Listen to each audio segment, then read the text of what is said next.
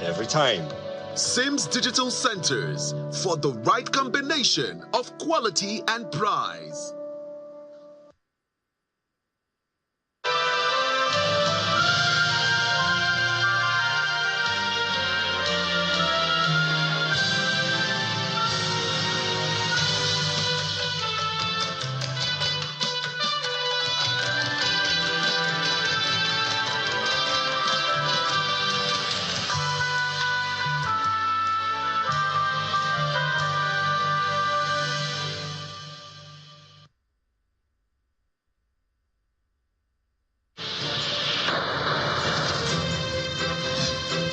From Lagos, the nation's commercial capital, this is the News at 10.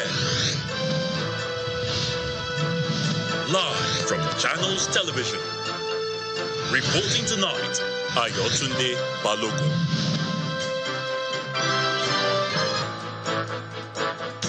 Hello and welcome. Tonight, President Tinubu addresses African leaders at the 6th Mid-Year Coordination Meeting of the African Union.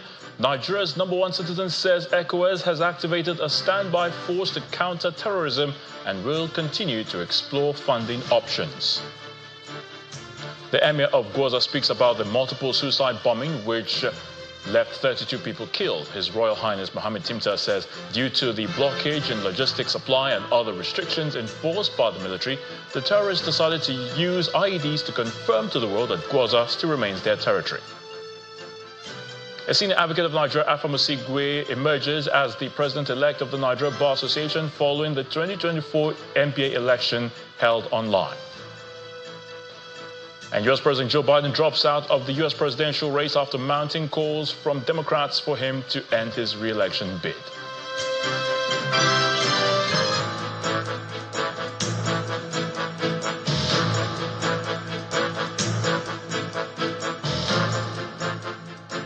President Bola Tinubu says the Economic Community of West African States, ECOWAS, will continue to dialogue with Burkina Faso, Mali and Niger to maintain unity and will convene a special extraordinary summit on the future of the community. The president was speaking at the 6th Mid-Year Coordination Meeting of the African Union holding in Ghana. Presenting the achievements of ECOWAS in the past 1 year at the 6th Mid-Year Coordination Meeting of the African Union, President Bola Tinubu adds that the community has activated its standby force to counter terrorism and will continue to explore funding options. Our State correspondent Larry Lasisi reports.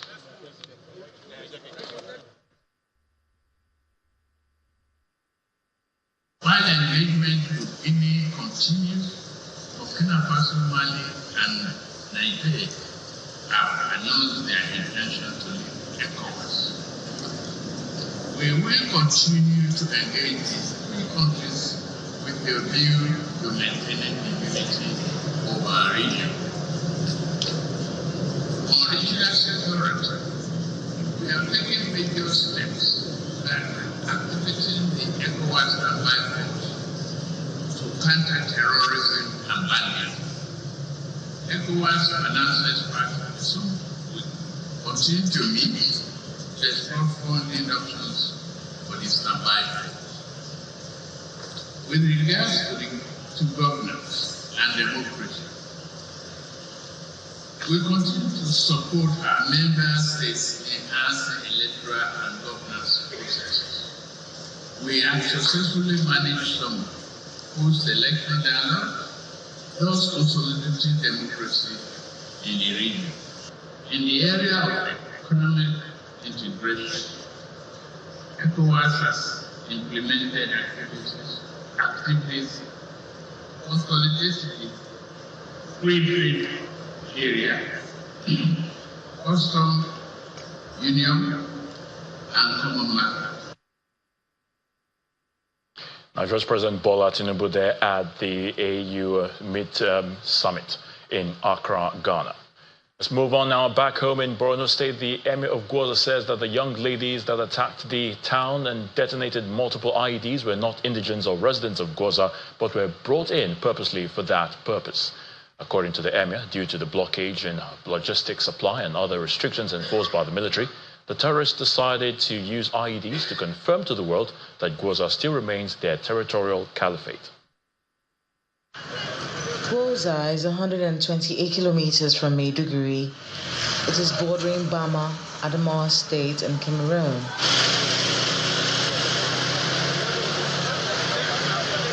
Because of its strategic location between Sambisa and the Mandara Mountains, the Boko Haram terrorists declared it their caliphate. The Mandara Mountains still serve as one of their territories. Although there have not been threats of insecurity in Gwoza town for over 5 years, largely due to the presence of the military and resilience of residents, the recent explosions that killed 36 people came as a surprise. There were 3 explosions within a street in Gwoza town around Mandara. The first explosion was at the wedding of a popular youth, Suleiman Mohammed. This bomb blast that happened in Gwoza, I am telling you, these people are not from Gwoza. They didn't come from the Mandara mountain, nor the Sambisa forest. These people are being imported in. They are being imported in just to tell the government or to tell the people that they are still here in Gwoza. It's not like that. These people are being imported in. And as I tell you earlier, we still stand strong. That thing cannot deter us. This bomb blast cannot. It's just unfortunate. We lost our people, and that is destiny. When our crew visited the scene of the explosions, the groom recounts his ordeal. It was supposed to be a day of joy for me, but it turned out to be a day of sorrow. I can never forget that day in my life. We lost so many people, friends, family members, and some of my elder brothers also lost their lives. Gwoza is a local government with 13 wards, mostly located around the Mandara Mountains and the Sambisa forest. 10 of the wards have been resettled by the Babagana Zulum administration. The state legislator from Gwoza, who also doubles as a chairman resettlement committee, talks about the state of things. What we have seen before, inshallah, will not see it in the future. Because our security are doing well, and the journey so far, our civilian JTF, our people, they are even on self-defensive now. Because most of them, they have their cutlasses, sticks, and what have you at home. So once they say Boko Haram is around, they will just come out and attack Boko Haram. Then when we say we have Boko Haram and people will start running and leave their places. No, we can't continue to do that because we realize Boko Haram does not have the capacity for conventional attack. Simple. Since the multiple explosions, which also killed the military personnel, Gwoza has been under a curfew, restricting the movement of persons to their farmlands. They have appealed to the military to relax the curfew so they can take advantage of the rainy season to farm within the limited safe space allowed by the military, and so ward off the rising food insecurity. Over 900,000 children in Benue, Adamawa and Yobe states are estimated to suffer from acute malnutrition by October this year as food scarcity hits hard in northeast Nigeria. The United Nations is attributing the situation to insecurity, natural disasters, and the growing food inflation in the country.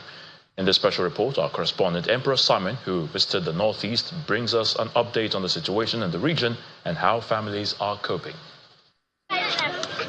Following years of conflict, there is a growing concern over shortage of food in northeast Nigeria.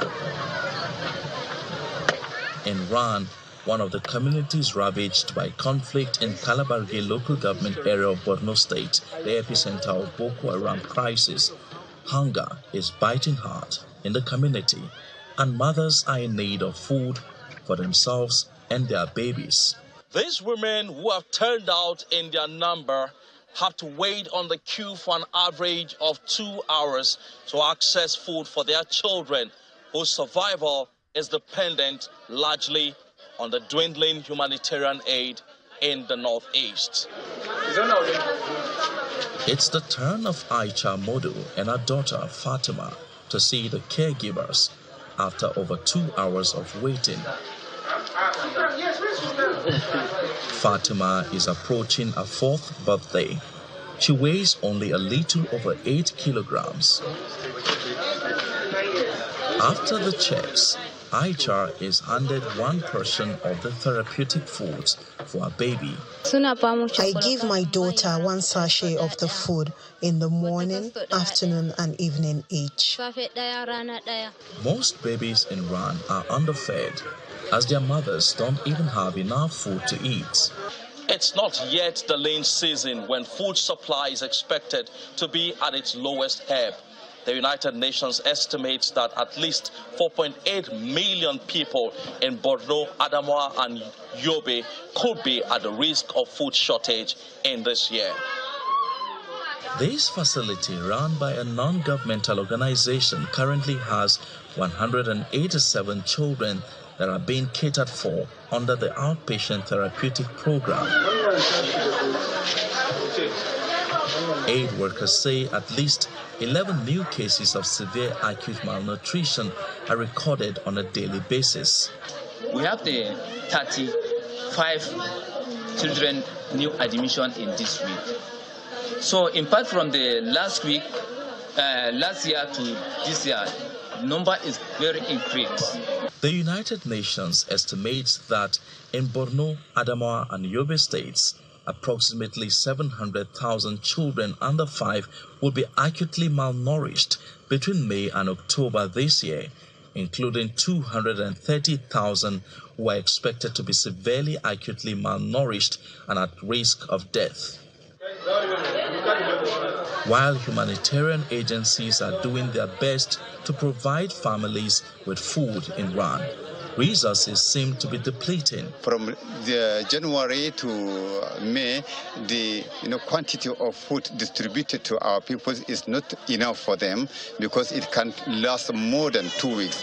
The remaining weeks, they are suffering so enough. So due to this food crisis, the number of malnutrition have increasing in this community highly. According to the United Nations, over $300 million is urgently required to fast-track food assistance, nutrition supplies and services, clean water, health care, and protection support in Borno, Adamawa, and Yobe states alone. The challenges we have now in Iran is lack of timely delivery of food due to inaccessibility. And also, majority cannot be able to eat 3 square meals in a day during the rainy season. The lean season food security and nutrition crisis multi-sector plan for Bay States is targeting 2.8 million people for urgent interventions, mostly children, pregnant and lactating mothers, older persons, and people with disabilities. While this projection awaits goodwill donations, the fate of residents of Ran, like many other communities, hangs in the balance as mothers hope for the survival of their children. From Ran in Kalabarge local government area of Borno State, Empress Simon, Channels Television News. The reinstated Deputy Governor of Edo State, Philip Shaibu, says the Edo State Vigilante Network is responsible for Thursday's airport road shootings in Benin City, which led to the death of a police officer attached to the APC governorship candidate Monday Okpebolo. Mr. Shaibu made the allegations during an interview with journalists after a Thanksgiving Mass at the St. Paul's Catholic Church in Benin City, the Edo State capital. He also appealed to the youth to avoid violence in the name of politics, noting that democracy is in the best interest of everyone. They know what they have done. They are trying to cover up, but they cannot cover up. This one, they can't cover up, not even when a police officer was a victim of it. They cannot cover this one. No. All of them must be picked. We have given, the police must do his work. They must pick them. They orchestrated it. The men of the vigilante and Powov did that. The vigilante in Edo State killed a policeman. IG definitely we go into it. So don't worry about yourself. They are struggling to see how they can rob people in. They can't rob anybody in. The vigilante in Edo State killed a policeman, and definitely I'm urging the president, the IG, to set up an inquiry to not only investigate, but to prescribe in vigilante in Edo State and pull off. I think I will speak more to the youth. The youth, I will want the youth to know that you can be who you want to be, only to the extent you are consistent. And you must do what is right at all times. If anybody comes to you to disrupt this democracy, they want to destroy your future. You must stand your ground to make sure that democracy succeeds. If you vote them in and they are not doing well, vote them out. But don't go to the street to want to destroy peace.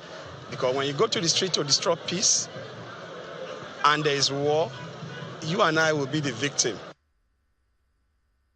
Part 2 after the break. U.S. President Joe Biden drops out of the presidential race after mounting calls from Democrats for him to end his re-election bid. Please stay with us.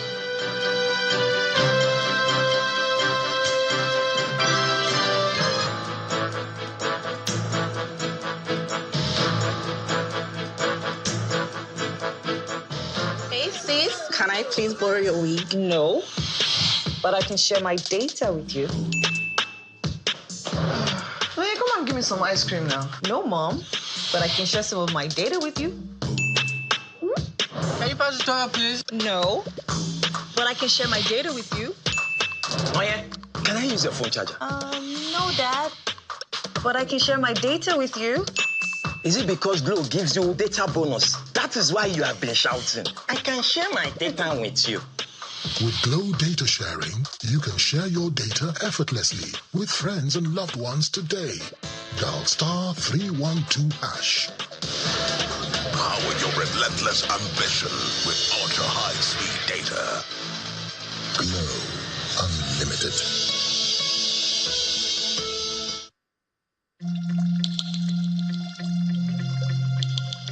The Duchess International Hospital caters to every aspect of the family's health needs. A one-stop shop for maternity and child health services, emergency medicine and critical care, medical and surgical subspecialties, dental and eye care, and a range of other subspecialties and services, all available at a single location right here in the heart of Ikeja.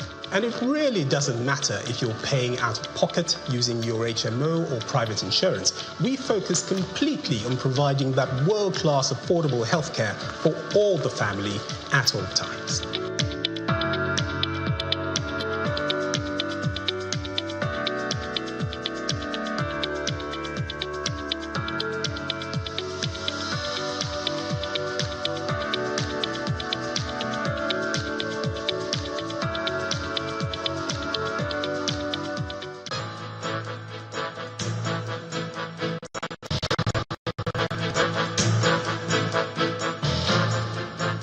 Welcome back. If you've just joined us, you're watching the news at 10 live from Channels Television Lagos. A reminder of our top stories.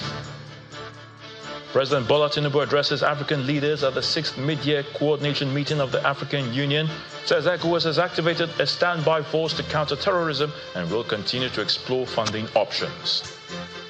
Emir of Gwoza speaks about the multiple suicide bombing which left 32 people killed. His Royal Highness Mohammed Timta says due to blockage in logistics supply and other restrictions enforced by the military, the terrorists decided to use IEDs to confirm to the world that Gwoza still remains their territory. A senior advocate of Nigeria, Afam Osigwe, emerges as president-elect of the Nigeria Bar Association following the 2024 NBA election held online. And U.S. President Joe Biden drops out of the presidential race after mounting calls from Democrats for him to end his re-election bid.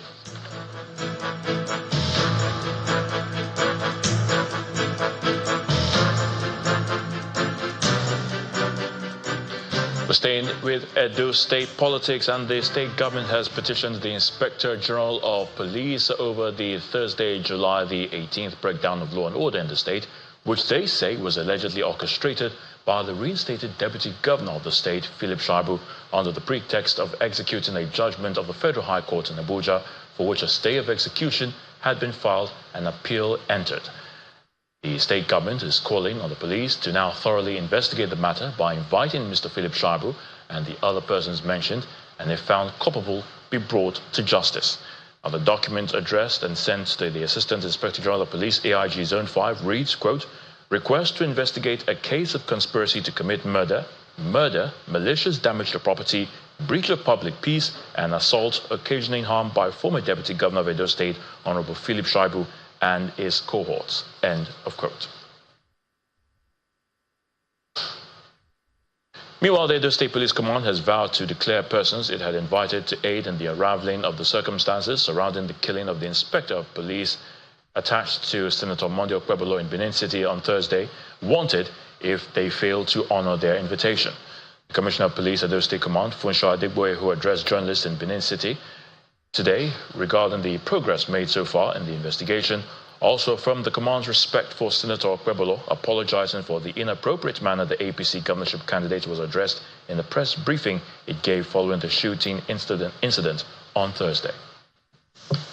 Investigations are in top gear to unravel the mysteries surrounding the circumstances that led to the murder of the gallant Inspector of Police and the attempted murder of the distinguished Senator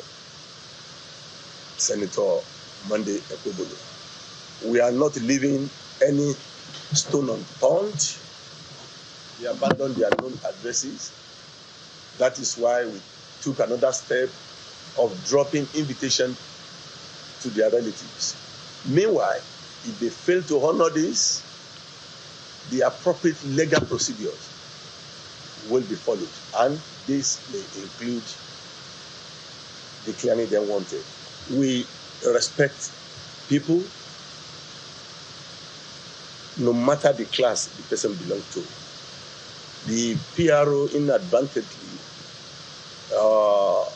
referred to the distinguished senator as one Monday. It is not in our character. The Inspector General of Police, IGP, Kayode Adeolu Egbetokun, PhD, NPM, was disturbed. Myself and disturbed other senior members of the police were disturbed about this. And I want to use this opportunity to correct that almost unpardonable error. The senator is a serving and distinguished senator of the Federal Republic of Nigeria. Senator Monday Okpebolo is the gubernatorial candidate of the All Progressive Congress, the APC, in the forthcoming September 21st governorship election in Edo State. We hold him in high esteem as a distinguished and serving senator. So the error, as I said, is highly regretted, and appropriate sanctions is being meted out to the erring police officer. Enugu State Governor Peter Mbah has called on the Finnish government to repatriate the Finland-based leader of the autopilot, Simon Ekpa, over the insecurity and operation of gunmen in the southeast region. Governor Mbah, who described Ekpa as a murderer, scammer, and common criminal, feeding fat on the emotions and sufferings of the Igbo people, was speaking when he received members of the House of Representatives Committee on National Security and Intelligence who were on an oversight working visit to the state. He expressed displeasure over Ekpa's continued harboring by the government of Finland, even when many lives and properties had been wasted by his foot soldiers. Speaking earlier, the chairman of the House Committee on National Security and Intelligence, Honorable Ahmed Satomi, described Governor Mbah as a worthy example for other states in security and good governance. I want to also take this opportunity to call on our people to disregard this threat, disregard him and his threat, right? We have demonstrated our capacity to provide security for our people, and we will continue to do so through the help of the security agencies. We cannot be intimidated. We cannot submit ourselves to this siege atmosphere he wants to create in the southeast. Our people are hardworking people. They are known for their hard work. We treasure our hardworking, and we will continue to do so. You cannot love a people and all you do is the very essence of their existence. You want to pull it from them, okay? And then claim you love them, claim you're fighting for. This is just for him to grow his followership, gaining cheap publicity. But, it's surprising that the Finnish government allows this man to reside peacefully in their home country and, perpetrating terrorism in Nigeria. And I think that this is something your committee may have to wade into and see how this guy can be repatriated and be brought to justice, because this is a murderer. Through his statements, through his actions, a lot of people have died, and he continues in that trajectory. And so this is a tragedy that we must all work as a country to end. Mr. Afamosigwe, a senior advocate of Nigeria, has been elected as the 32nd president of the Nigerian Bar Association, the NBA. He polled a total of 20,425 votes to defeat his major opponent, Mr. Tobena Erojikwe, who polled 10,998 votes. The third contender, a former chairman of the Lagos branch of the NBA, Mr. Chukwuka Ikwazon, polled 9,018 votes that were cast for the position. The NBA headquarters is a beehive of activities as lawyers await the announcement of the election conducted through electronic voting. A total of 72,071 members were eligible to vote on our voters list, and that you would have heard from us repeatedly over the several months leading to the election. After announcing other positions vied for, the moment everyone is waiting for finally arrives. And returned as duly elected as the next president of the Nigerian Bar Association,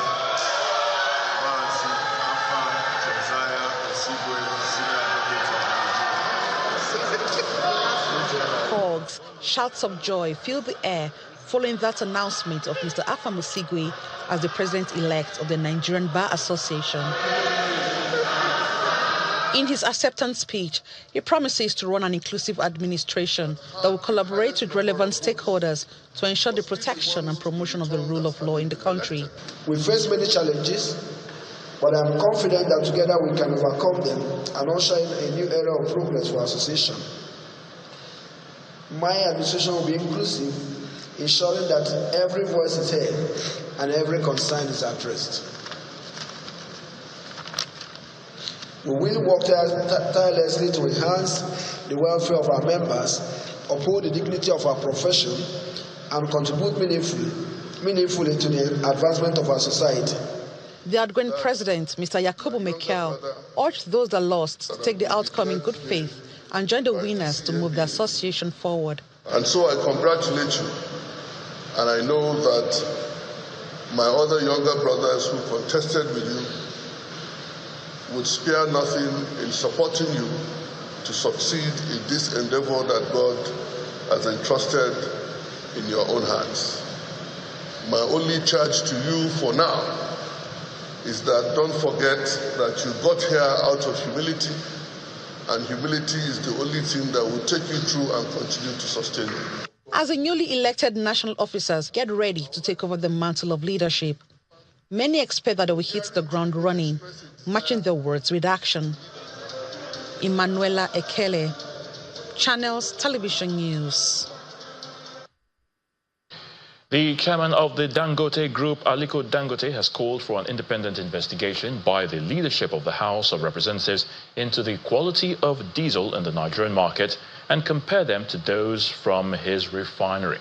Mr. Dangote, who was speaking while hosting members of the lower chamber on a tour of the refinery, says at current figures of 32 parts per million, which indicates the level of sulfur content in diesel, when compared to others that are above 1,800 ppm, that's parts per million, the regulatory authority was wrong when it labeled the refinery as suboptimal. And the beat goes on.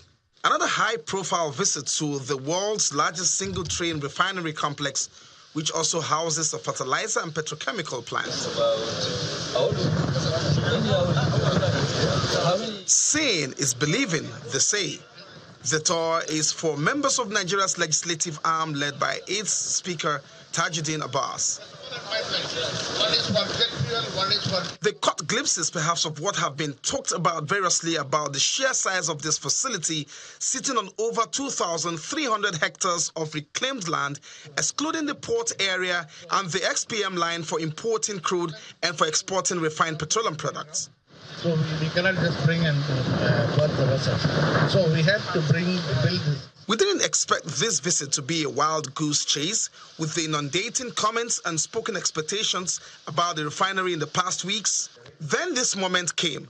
While being shown the world-class laboratory Dangote and his team have often boasted about, and the machine that elicited the next move is this one, the ED-XRF spectral photo machine, which can process any petroleum products to determine the sulfur content.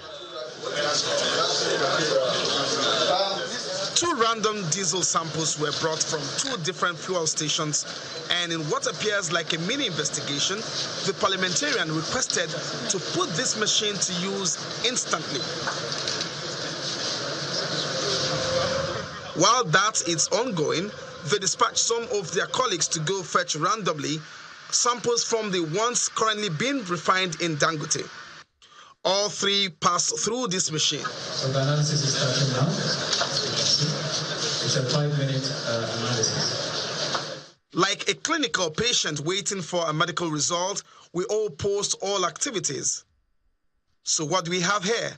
The results showed that the sulfur content in the diesel from other stations were 2,631 and 1,829 respectively, higher than the allowed amount. The Dangote's results showed an 86.7 parts per million sulfur content in diesel. That's not all.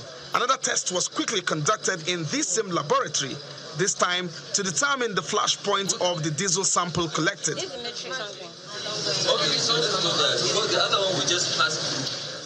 The flash point is the lowest temperature at which the application of an ignition source causes the vapor above the liquids to ignite. Again, the readings of 26 and 63 for the diesel from other stations fell short of the acceptable minimum of 66, and Dangote's did well above 75 degrees. The face of resilience has just thrown this challenge.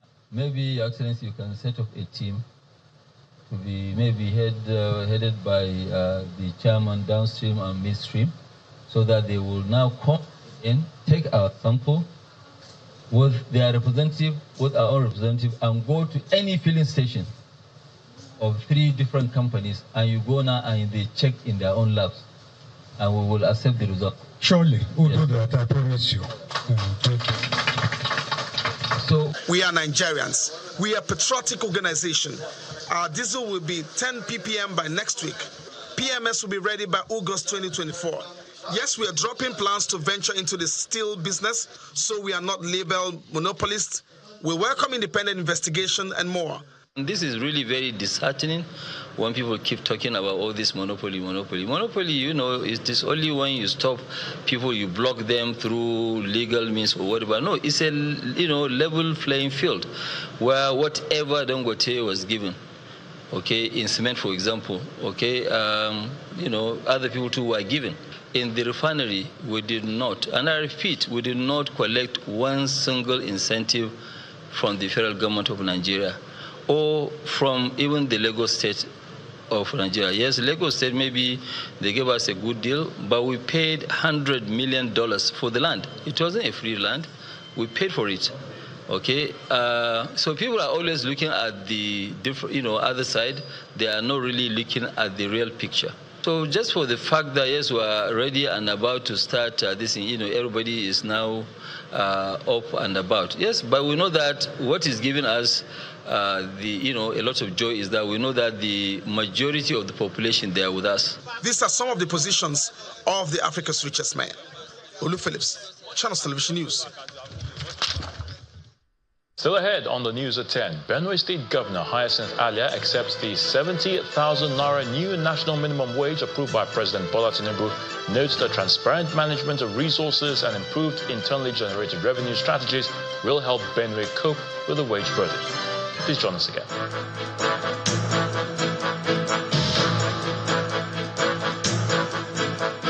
Stay connected to the world with Channels TV Podcast and get all the trending stories. Simply log on to channelstv.com, click on podcast, select the program of your choice, and listen.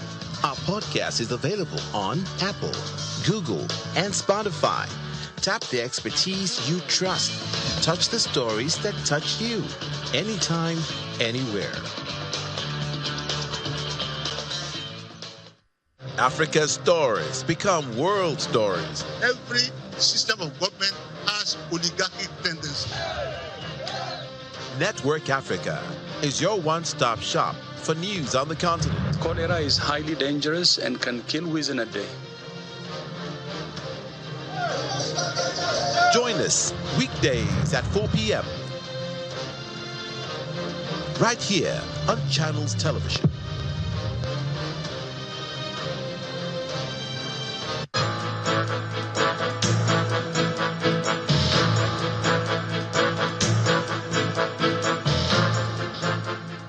Welcome back.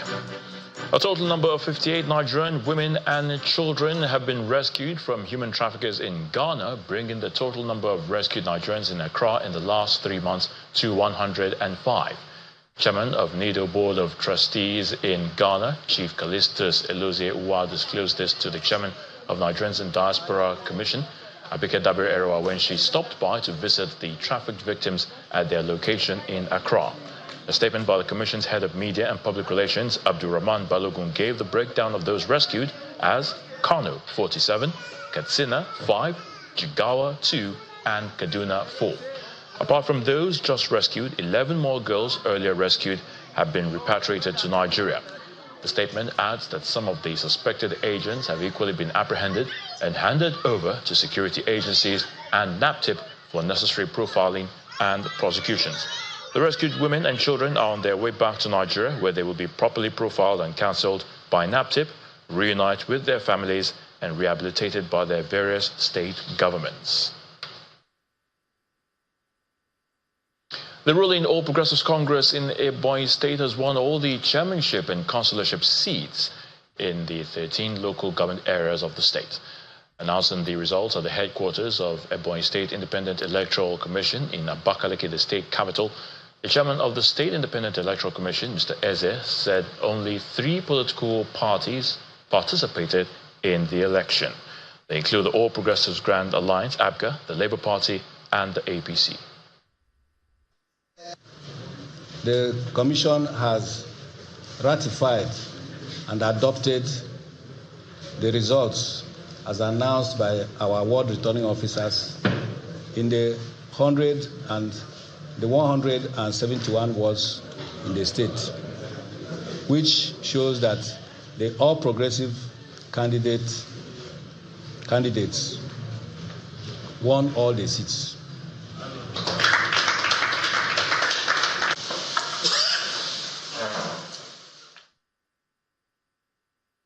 The director of the Nigeria Police National Cybercrime Center, Mr. Ifeanyi Uche, is urging every Nigerian to be aware of their cybercrime, of their cyber environment, and practice what he calls cyber hygiene. So Uche told Channels Television exclusively that although there are increased cases of cybercrime, it is not peculiar to Nigeria. However, most worrying to him is the existence of cybercrime mentoring platforms. According to the police commissioner, poverty is not the main reason behind these numbers, but the desire to commit crime and the availability of the equipment. So it's not because of poverty the way I look at it. It's just because an individual wants to go into crime. That is one. And because the tools are readily available all over our nation. And one that is worrisome. You know, recently we busted cybercrime mentorship school in Abuja, you know, where they will start their criminal activities. So it's a very serious issue. And like the ones we busted, those that are above 18 years were prosecuted. And the underage ones are coming, reporting for what we call the police supervisory. So be able to cancel them, So that is the situation. So it's actually on the increase. But the one thing that is clear, that it's not peculiar to Nigeria at all. What we do first is to gather our information, get our intelligence, get enough evidence. Last thing we normally do is to go for arrest. And when we pick up a suspect or a threat actor, the next thing is to charge the suspect to court. Now, we need to understand that for you to be safe online, you need to wash your cyber hands. You need to practice what we call cyber hygiene. You need to understand that for cyber criminal to succeed, you have a role to play in enabling him to succeed or to fail. So you actually have a lot to do in helping yourself. But the most important thing is that we need to wash our cyber hand and we need to be cyber aware. To catch the full interview with Mr. Ifeanyi, do watch Newsnight on Monday, July the 22nd by 9 p.m. and that's on all channels television platforms. In Benue State, Governor Hyacinth Alia has accepted the 70,000 naira new national minimum wage approved by President Bola Tinubu, noting that transparent management of resources and improved internally generated revenue strategies will help Benue cope with the wage burden. Governor Alia announced this while speaking with journalists in Makadi, the Benue state capital, shortly after inaugurating the governing councils for 7 state-owned tertiary institutions. He explains that investment in the public sector, which is the engine room of government, including tertiary education, where young minds are mentored for the task of nation building, remains a priority of his administration. Chairmen and members of the governing councils of 7 state-owned tertiary institutions are seated in this hall as Governor Hyacinth Alia arrives for their inauguration. Governor Alia immediately charges the governing councils on key governance issues that will reposition the institution to compete globally through research and innovation. Let me be categorically clear. Government will not hesitate to take decisive action against any of you found wanting or involved in any unethical practice and conduct.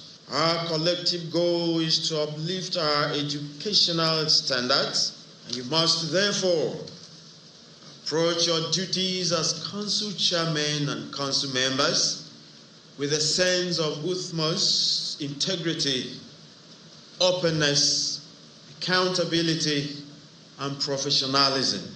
Among the chairmen is Mr. Paul Chukuma from Anambra State, who is appointed as the chairman, governing council for Benue State University, bringing on board a strong linkage between the university and industries to equip young graduates. The state-owned tertiary institutions need some support in some critical areas. And one of those we must talk about is research and development. We need to begin to interface and link up and bridge the gap between industry and the citadel of learning. On the sideline of the event, Governor Alia, while expressing hope of improving the quality of education in Benue State, says the state is capable of paying the 70,000 naira new national minimum wage approved by President Bola Tinubu. With all the plans and the immediate makeshift arrangements that are in place for things to function, things are moving. Even our IGR is increased. So it is now left to us to close more loopholes to see how much we can cash in to do many other things, including the payment of salaries. Why not? We can pay. We can pay. I'm focused on all my purposes and intent.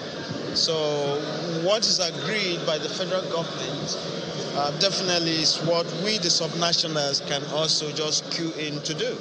The financial reforms initiated by the Alia administration to help increase internally generated revenue to over 1.4 billion naira monthly, in addition to blocking all conduit pipes, may come in handy to meet the new wage demands in Benue State. The governor of Kebbi State, Mr. Nasir Idris, has expressed disappointment at the current state of Command Girls Science Secondary School in the state. He voiced his concerns during the school's graduation ceremony, where he emphasized the need for improvement in the school's infrastructure and increase in student enrollment.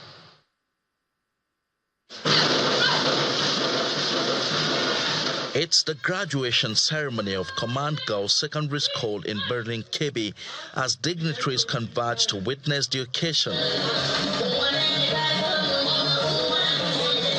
The commandant of the school, in her address, seized the opportunity to seek the state government's assistance in addressing some of the school's challenges, including the need for infrastructure repairs, in addition to mobilizing more students from the 21 local government areas to boost enrollment. We really appreciate Your Excellency, and I do strongly believe that your presence here today will resuscitate the already dead situation of this school by actually increasing the population, even if it is just 10 pupils from the 21 local governments that are present in this place. I know it will further go a long way to bringing about what we needed in this school, not just that, also to intervene in the structural repairs of this school, and I know it is possible. Worried by the state of infrastructure in the school, Governor Nasir Idris pledges his administration's support for the refurbishment of the school structures. The government of Kebbi State will also liaise with the sole administrators of the 21 local government to ensure that we sponsored between 50 to 60 female students.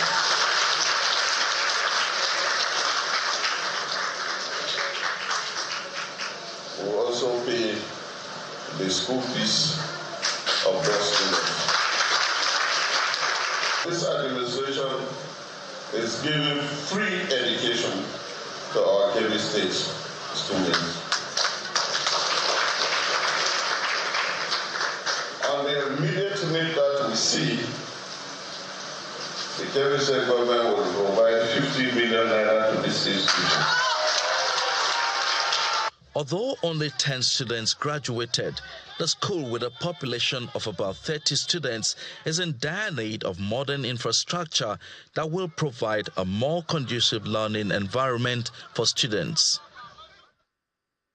From Kebbi, let's head to Jigawa, where Governor Umar Namadi has flagged off a tree planting campaign targeting to combat climate change and desertification across the state. This initiative, which was flagged off in Andaza community, targets desert-prone areas with the aim of building environmental resilience and protecting the natural ecosystem. Our correspondent, Sadiq Ilyasu, reports. Tree planting is a simple yet powerful tool for sustaining the environment, promoting economic growth and improving human livelihoods.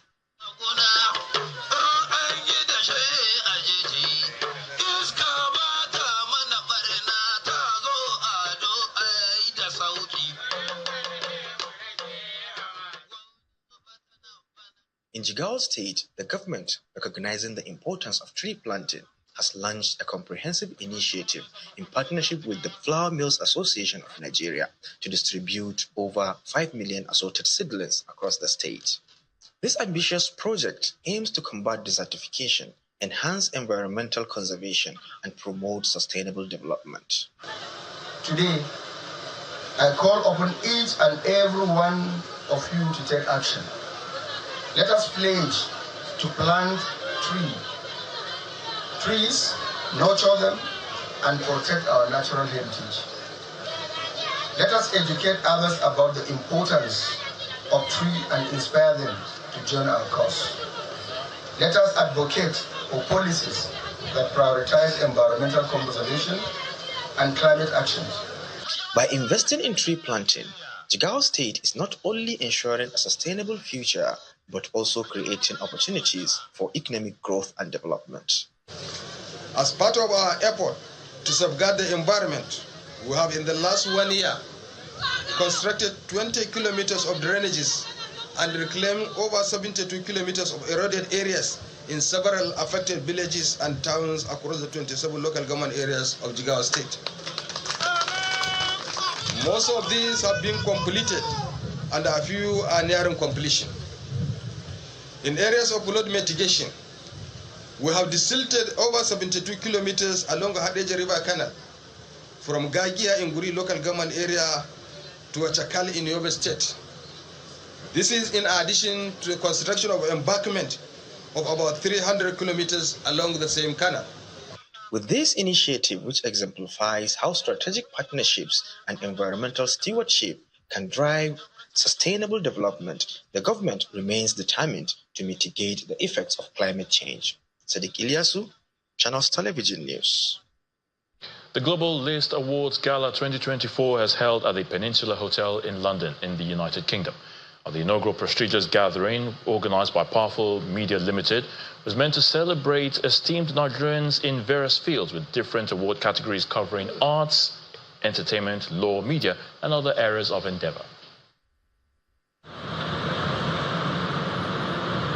The Peninsula Hotel in London plays host to the inaugural prestigious gathering organized to celebrate esteemed Nigerians in various fields. The 2024 Global List Awards and Gala Dinner.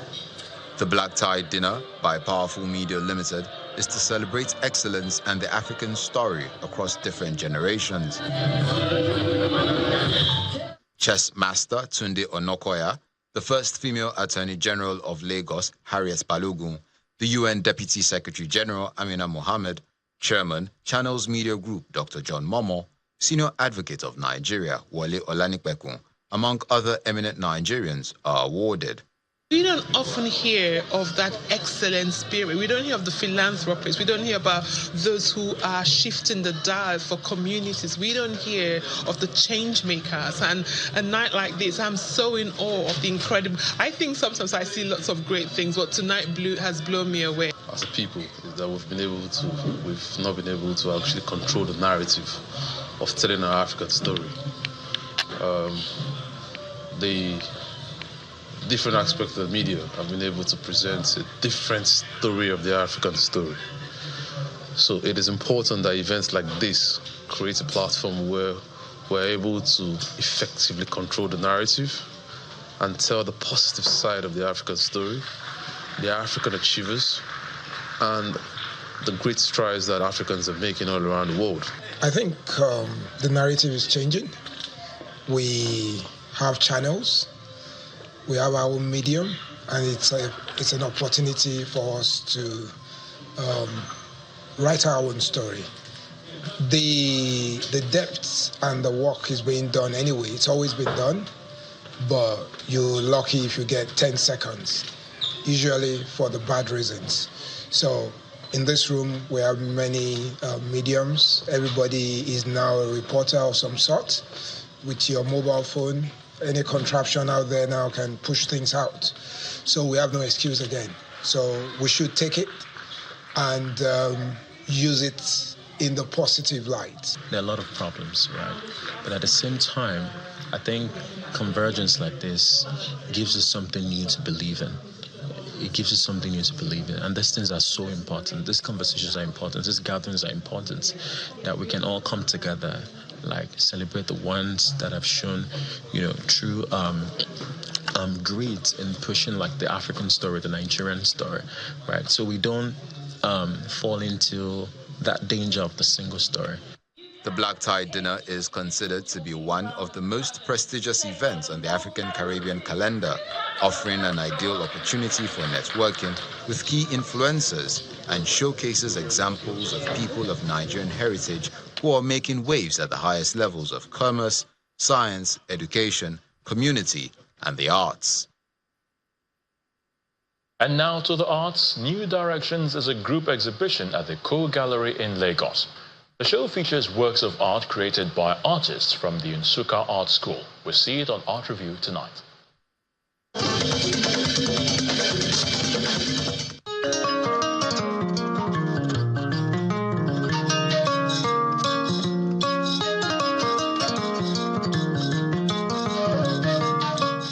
New Directions, a group exhibition at the Co Gallery in Lagos, brings 7 trained artists from the University of Nigeria, Nsukka, in Enugu State together again.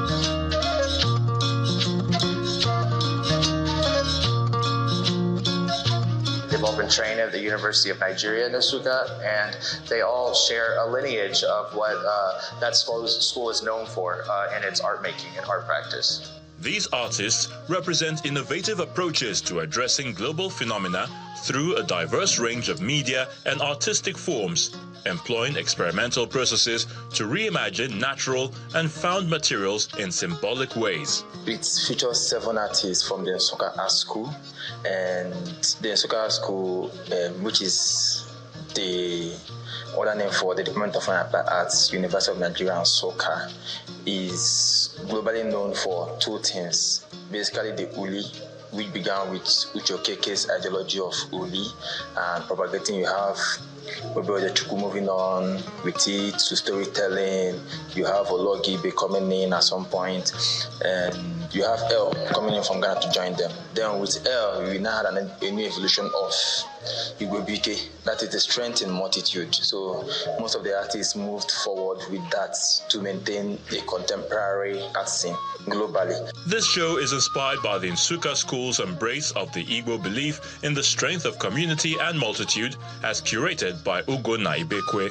The Igwebike ideology is not just about groups, working together.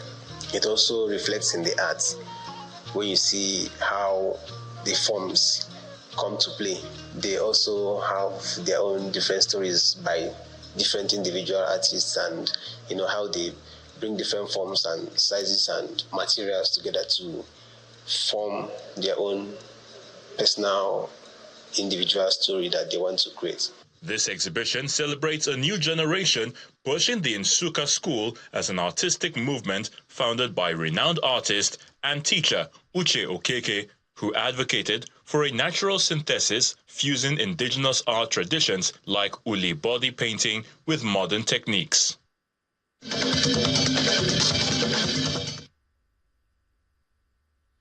U.S. President Joe Biden has announced he is dropping out of the race to the White House. In a statement posted on his X account, President Biden highlighted the successes of his administration, saying, quote, "America has never been better positioned to lead than we are today."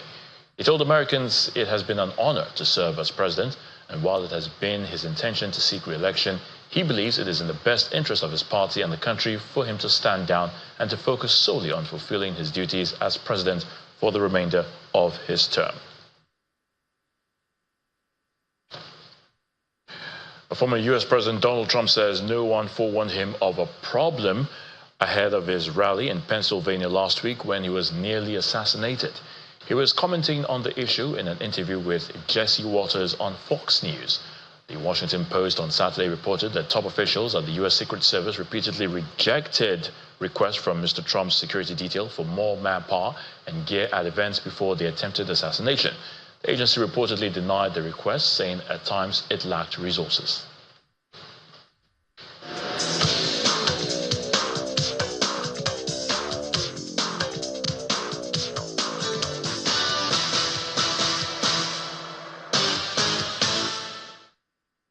Welcome to Sports News.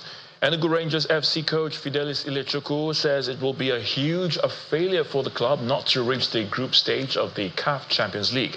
Having failed to take his previous teams, MFM and Plateau United, past the preliminary rounds, Ilechukwu says he's optimistic that the case of Rangers will be different and won't be deterred by the loss of key players.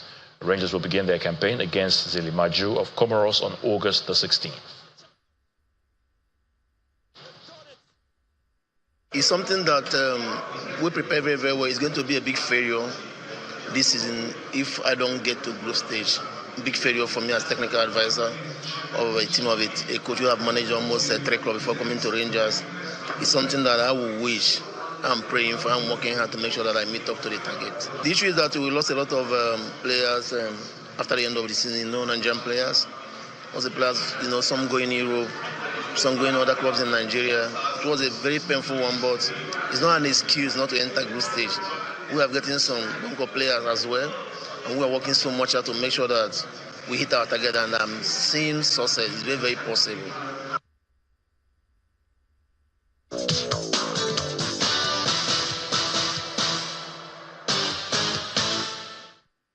And the main news again. President Bola Tinubu today addressed African leaders at the 6th Mid-Year Coordination Meeting of the African Union, and Nigeria's #1 citizen said ECOWAS has now activated a standby force to counter terrorism and will continue to explore funding options. And the Emir of Gwoza spoke about the multiple suicide bombing which left 32 people killed. His Royal Highness Mohammed Timta said due to blockage and logistic supply and other restrictions enforced by the military, the terrorists decided to use IEDs to confirm to the world that Gwoza still remains their territory. That's the news at 10 tonight. Many thanks for watching. I'm Ayo Tunde Balogun. Do have a good night and please stay safe.